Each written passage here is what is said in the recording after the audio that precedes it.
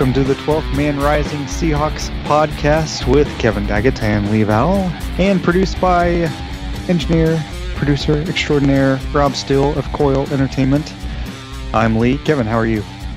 Cannot complain, sir.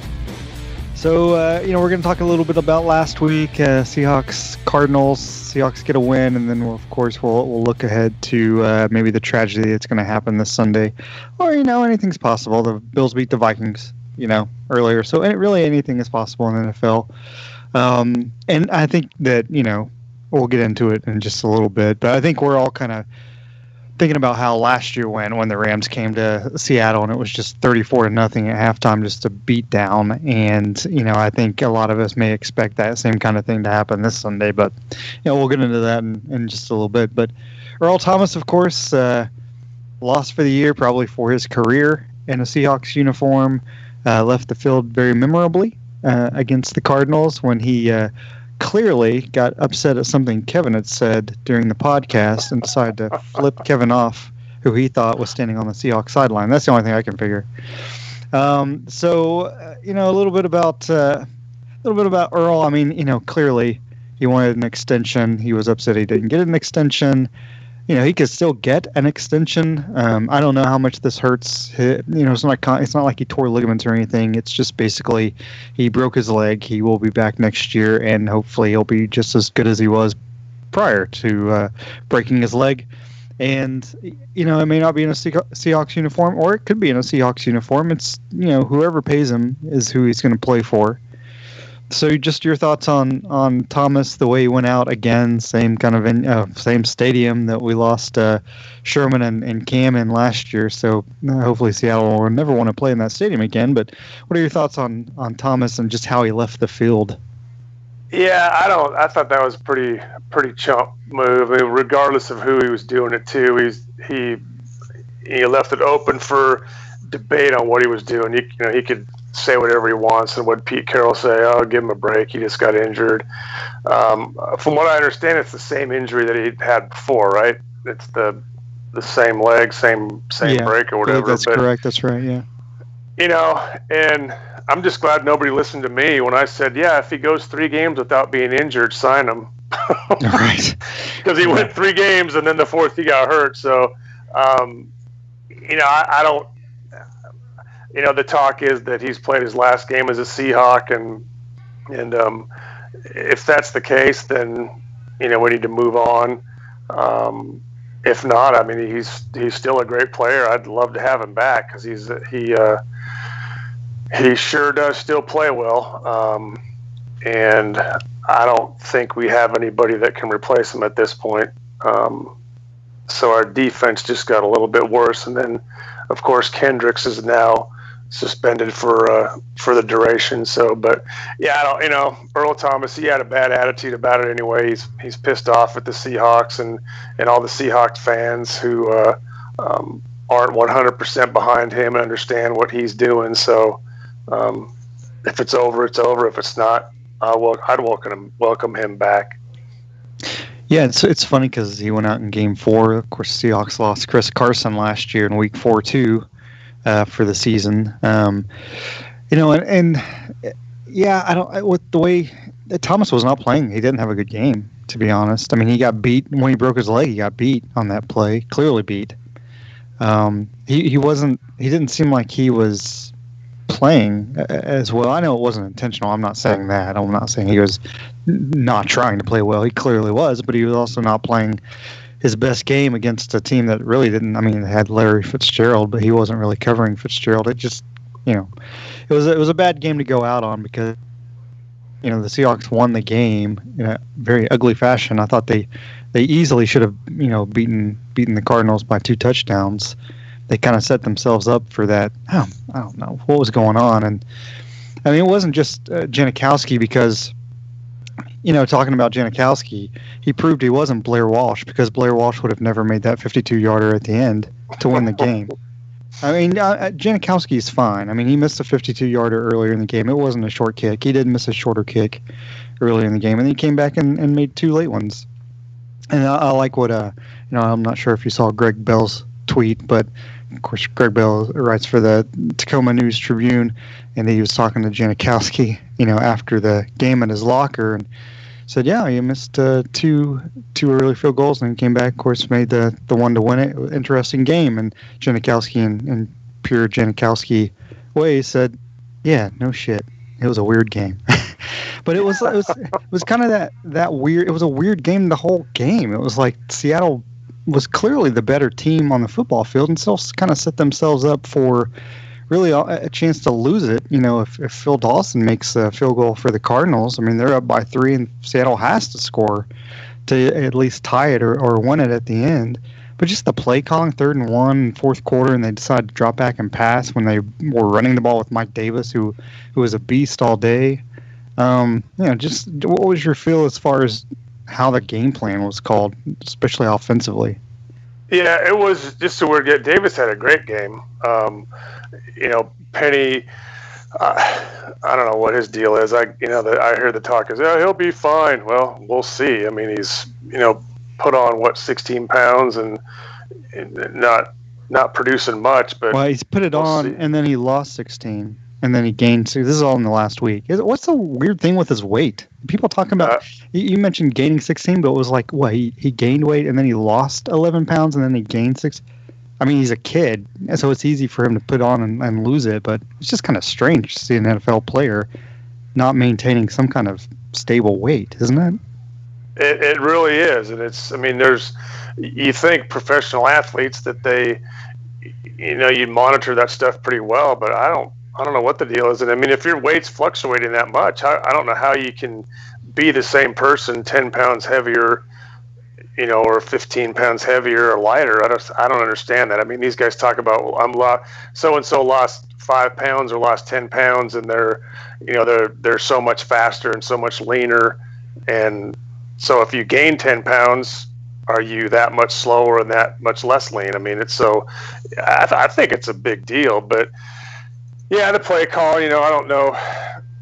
Schottenheimer I guess time will tell on him, but, yeah, Janikowski, as I said, so did he technically tried to lose the game and then he actually won the game. So, I mean, it is kind of crazy, but, he's missed a few field goals, but he did, he makes them when they count, I guess. So, and that's what you hired the guy for is to make them when they count.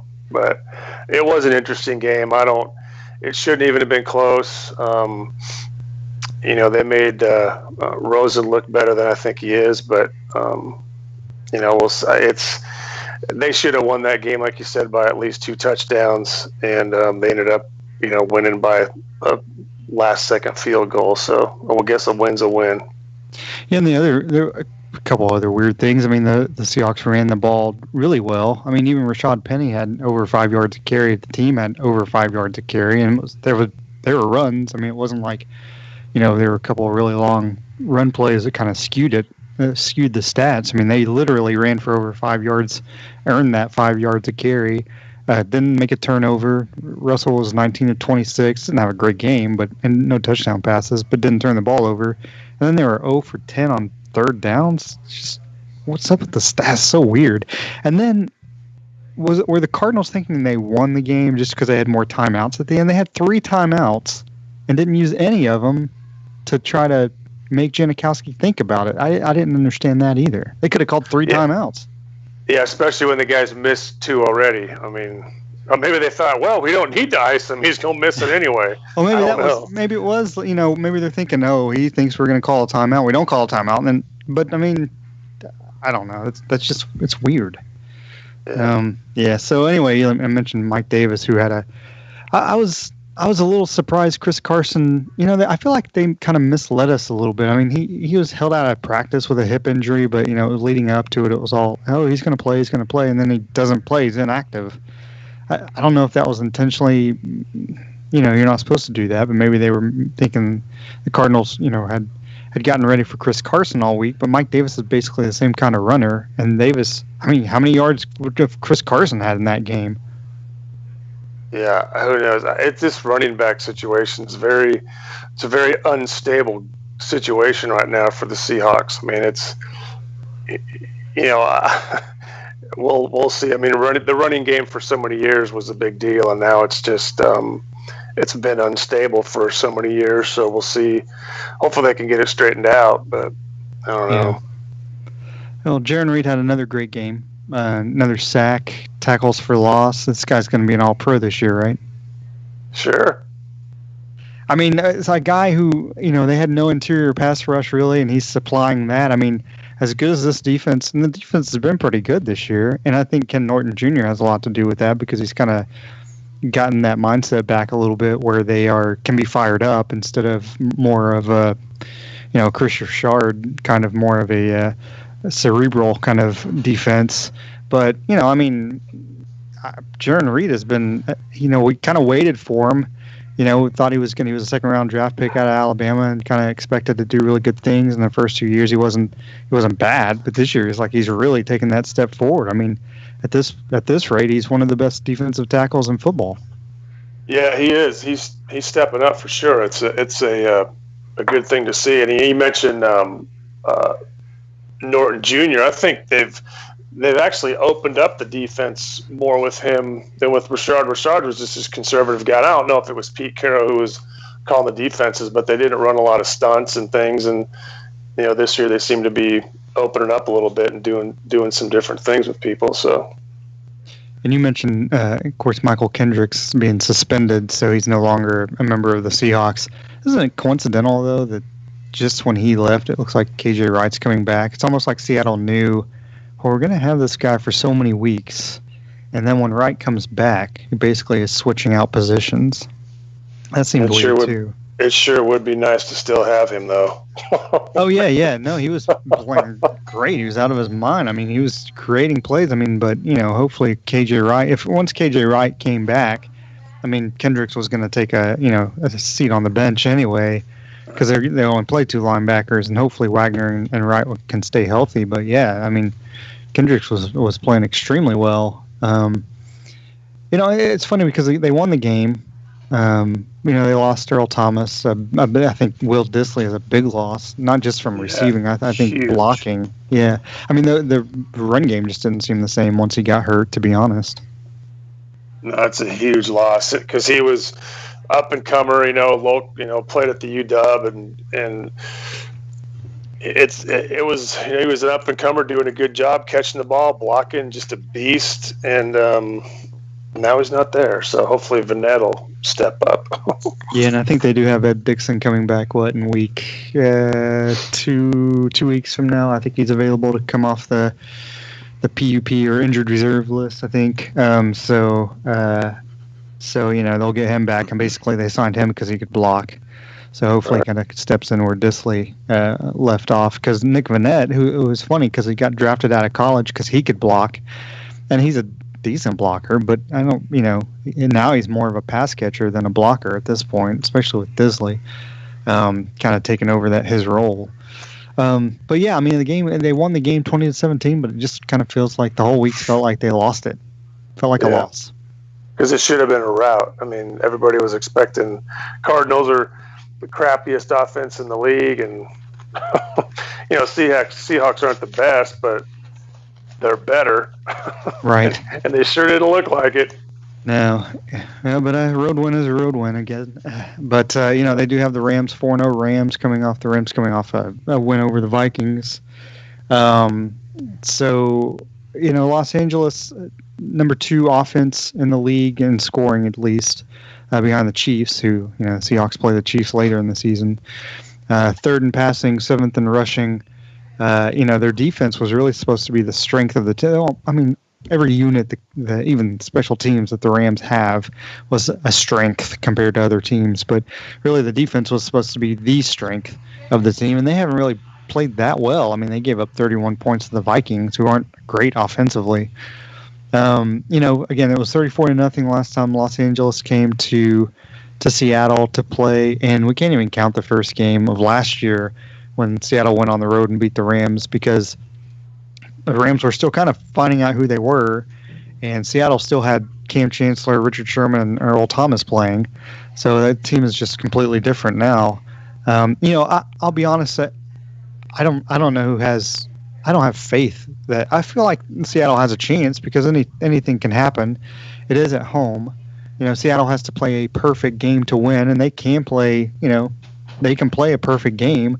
They've got talent. They just have so many question marks. I mean, Tedric Thompson coming in for Earl Thomas. How good is he going to be? Trey Flowers is playing a little bit better, but just, I mean, the scheme, and actually, come to think of it, Sean McVay's scheme is fantastic, and he can scheme. Maybe it actually helps the Seahawks that they have so many question marks and young players on defense that McVay's like, I'm still kind of trying to figure these guys out because I don't really know what they can do, because even Seattle doesn't really know what they can do. You have any hopes that Seattle can win this game on Sunday? Well, I'm waiting for that rule change to come in some offseason where they have, they give a team a gimme every year, and because that would probably be this game. They might wait till they play the Rams at home, but down in LA. But this might be a gimme, and I don't have much confidence at all. I mean, the defense is, the defensive backfield's kind of a mess now with Thomas being out, and maybe they'll come together. I don't know.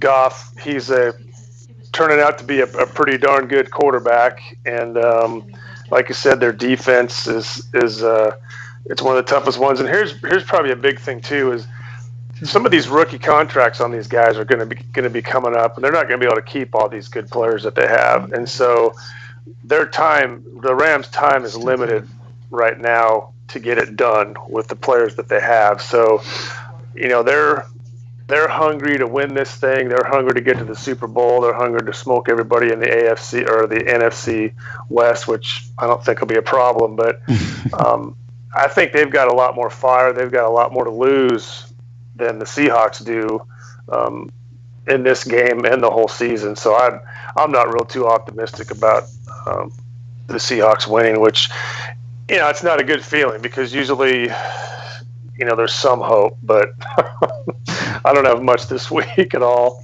Right. Yeah, and I don't either. And I'm okay if they, well, I don't want them to lose, clearly, but I'm okay if I understand if they do lose, just right. Because they are rebuilding, they're retooling, and they're retooling in a way that even they didn't anticipate because of injuries. Disley, Thomas, Wright's been out.